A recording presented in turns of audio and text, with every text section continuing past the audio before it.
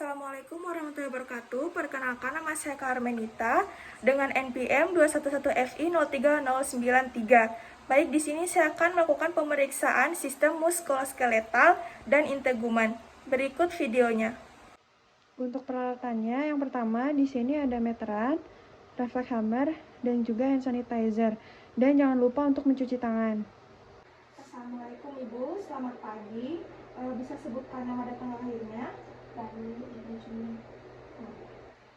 Baik Ibu, perkenalkan, nama saya Karmenita. Saya di sini sebagai perawat yang bertugas dari jam 7 pagi hingga jam 12 siang. Pagi hari ini Ibu ada jalur pemeriksaan otot dan tulang. Ibu, tujuannya untuk mengetahui apakah ada kelainan atau tidak. Waktu yang dibutuhkan sekitar 15 menit. Apakah Ibu bersedia? Pertama, kita periksa pada bagian tonus otot atau kekuatan otot dengan skala 0 sampai 5. Jika pasien tidak mampu melawan tekanan penuh dan mampu melawan gravitasi, maka nilainya 5.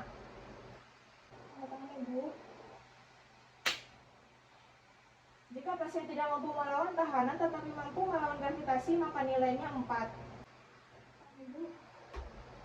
Jika pasien lemah untuk mengangkat tangannya, maka nilainya 3. Coba angkat tangannya. Baik, jika pasien tidak mampu mengangkat tangannya, maka nilainya 2. Baik Ibu, tolong gerakkan tangan dan jarinya. Jika pasien tidak mampu mengangkat tangannya namun bisa menggerakkan jarinya, maka nilainya 1. Baik Ibu, tolong gerakkan tangan dan jarinya. Nilainya 0 jika pasien tidak dapat mengangkat tangan dan tidak bisa menggerakkan sama sekali. Jika skalanya bernilai 0, 1, 2, maka dianjurkan melakukan terapi atrofi otot. Untuk pemeriksaan atrofi otot, biasanya dengan mengangkat tangan kita dan bisa gerakan kekuatan ototnya.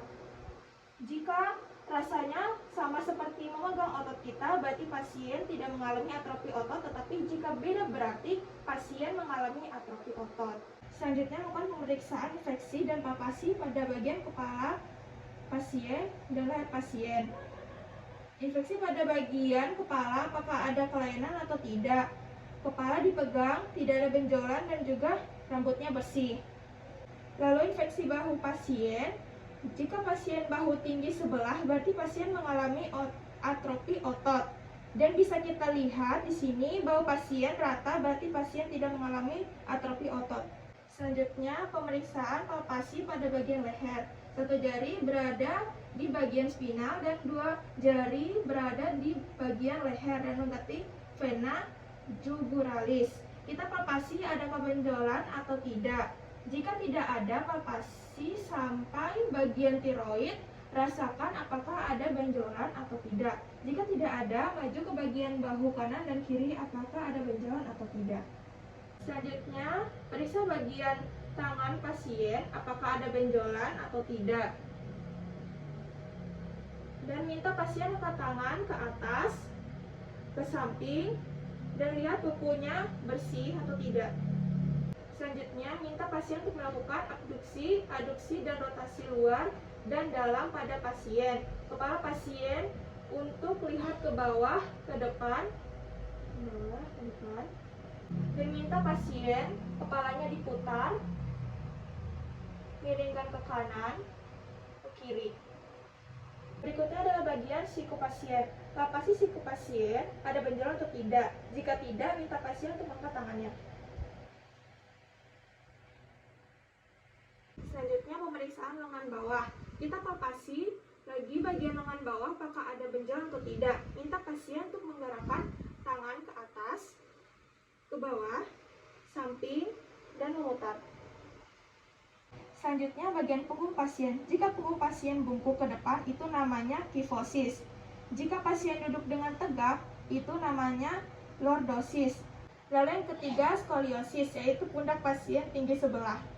Kemudian yang terakhir sama seperti pada bagian kifosis, bungkuk ke depan, tetapi di bagian punggung atas itu ada seperti benjolan. Selanjutnya palpasi punggung pasien dari bagian atas ke tulang iga sampai ke bawah, apakah ada benjolan ataupun nyeri. Berikut kita ukur kaki kanan pasien, apakah ada kesenjangan atau tidak. Ukurannya 76 cm. Lalu ukur juga dari bagian pusar hingga mata kaki. Selanjutnya ada pemeriksaan valensi, yaitu meminta pasien untuk mengangkat tangan dan tekuk ke bawah. Lakukan kurang lebih 60 detik. Jika pasien mengalami kesemutan di bagian pergelangan tangan, maka pasien mengalami sindrom Tunakalpa. Tetapi jika hanya pegal yang dirasakan berarti itu normal. Selanjutnya pemeriksaan Tinels, yaitu pemeriksaan pada bagian lengan pasien menggunakan refleks hammer atau diketuk menggunakan jari. Ketuk lengan pasien sebanyak 3 kali.